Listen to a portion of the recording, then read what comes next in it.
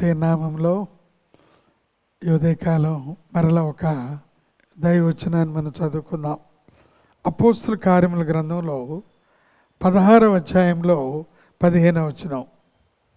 ఆమెయు ఆమె ఇంటి వారును బాప్తిసం పొందినప్పుడు ఆమె, నేను ప్రభునందు విశ్వాసము కలదానని మీరెంచితే నా ఇంటికి వచ్చి ఉండుడని బలవంతము చేశాను. ఈ వాక్యం లూదియా గురించి వ్రాయబడిన వాక్యం అని మనకందరూ కూడా తెలుసును.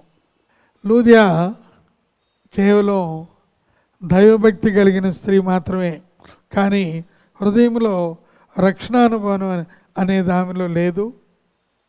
పౌలు గారు మాటలు విని హృదయంలో రక్షణ నిశ్చయత తీసుకుని ఆ రక్షణ ఆనందంలో ఉన్న ఆ యొక్క ఉత్సుకత వారి యొక్క కుటుంబ సభ్యులందరినీ పరిచయం చేసి ఆ కుటుంబ సభ్యులందరూ కూడా రక్షించబడిన తర్వాత వారికి బాప్తిసమని కోరి ఆ యొక్క కుటుంబ సభ్యుల ఆనందంతో ఈనాడు ఆ ఇంటికి రప్పించి ఆతిథ్యం ఇచ్చి ప్రతి వారి నిమిత్తమై ప్రార్థన చేయించుకున్న ఒక గొప్ప ప్రార్థనా వనిత లిదియా. అపోస్తల కార్యంలో ఆ విషయం మనం చూస్తున్నాం. మన మెట్రోపాలిటన్ మిషన్ సంఘాల్లో ఏదర ఒక ప్రత్యేకమైన స్థానాన్ని ఆక్రమించింది. ఎందుచేతంటే దైవజనులు కృపానందం అయ్య గారు చాలా సంవత్సరాలు ఏదరిలో తన కన్నీటి ప్రార్థన ద్వారా, తన వాక్య పరిచర్య ద్వారా, తన ఉపవాస దీక్షల ద్వారా గొప్ప కృపను వారు పొంది ఉన్నారు. వారి గురించి ఒక్క మాట, వారికున్న అభిరుచుల్లో ఆ సంఘానికి అందరూ రావాలి అని, నింపబడిన ఆలయంలో అందరూ కూడా దేవుని వాక్యాన్ని వినాలని, దేవుని వాక్యమును విన్నవారందరూ కూడా ప్రార్థనా పరులు అవ్వాలని అందరితో ఆగిపోలేదు.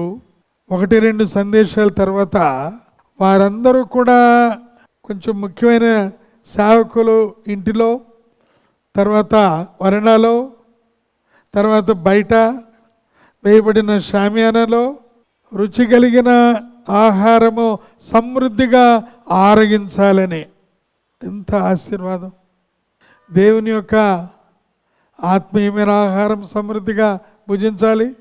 వెళ్ళే ముందు అందరూ కూడా సమృద్ధి అయిన శారీరాహారము, రుచిగల ఆహారము భుజించి వెళ్ళాలి. ఇంకా చాలా విషయాలు ఉన్నాయి చెప్పాలంటే. దూరదేశస్తులు ఎవరైనా వస్తే వారికి ఆహారంతో పాటు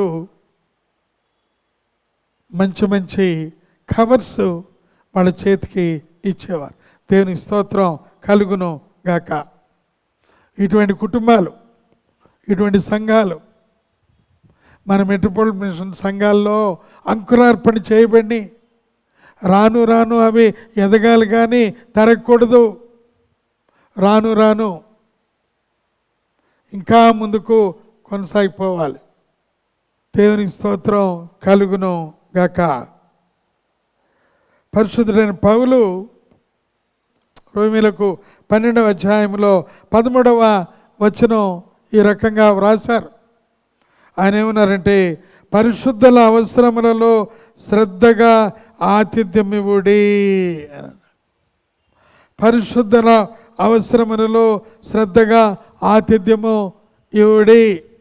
ఒక టీమును ఆయన ట్రైన్ చేసుకునేవారు. అక్కడ గుమ్ములోకి వస్తుంటేనే నీళ్లతో వారికి చకచక ఆహ్వానం ఇచ్చి కాళ్ళు కడుక్కోమని, చేతులు కడుక్కోమని, టవల్స్ ఇచ్చి ఎవరిని అక్కడ కూర్చోబెట్టాలి. అదొక టీం. అది అవగానే వంట చేసే టీం అయిపోయి అవన్నీ గుమగుమగా అక్కడ పెడితే వడ్డించే టీం. మరి ఇవి ఎలా వారు తర్బీతు ఇచ్చారు అని అంటే, వారు మొదటగా మిషన్లో ప్రవేశించింది ఒక తోటమాలిగా ప్రవేశించారేమో. వారు అవసరమైతే ఆయన సత్యమైన ఆయన కలిసి వంట చేసేవారు, తర్వాత ఇస్త్రాకులు వేసేవారు, తర్వాత ఒకరు భోజనం వడ్డిస్తే ఇంకొకరు కూర వడ్డించేవారు, తదుపరి ఇస్త్రాకులన్నీ తీసేవారు, అవన్నీ శుభ్రం చేసేవారు. దేవుని స్తోత్రం. ఈ రకంగా వారి యొక్క కార్యాచరణ ప్రారంభించబడిందేమో. కొన్ని వేల మంది వారు జీవించిన సంవత్సరాల్లోనే 5,000 మంది సమృద్ధైన భోజనాలు వారు చేసేవారు. ఎవరిని ఏమీ అడగకుండా దేవుని దగ్గర నుంచి పైనుండి ఆహారము కురిపించబడేది వారికి ఇచ్చేవారు. దేవునికి స్తోత్రములు కలుగును గాక. ఈ రకంగా శ్రద్ధగా ఆతిథ్యం ఇచ్చేవారిలో మన సంఘం, సార్వత్రిక సంఘం ఉండాలని ప్రభు పేరిట ఈ మాటలు అందించి ముగిస్తూ ఉన్నాను. దేవుడు బావుగా దీవించి ఆశీర్వదించును గాక. ఆమెన్. పరిశుద్ధుడా, ప్రేమగల పరలోక తండ్రి, నీ స్తోత్ర వందనాలు. గొప్ప కృప దయ నువ్వు దయచేయమని యేసయ్య నామంలోనే అడిగి ఉన్నామా తండ్రి. ఆమెన్. త్రియేక దేవుని యొక్క ఆశీర్వాదాలు మెండుగా కలుగును గాక. ఆమెన్.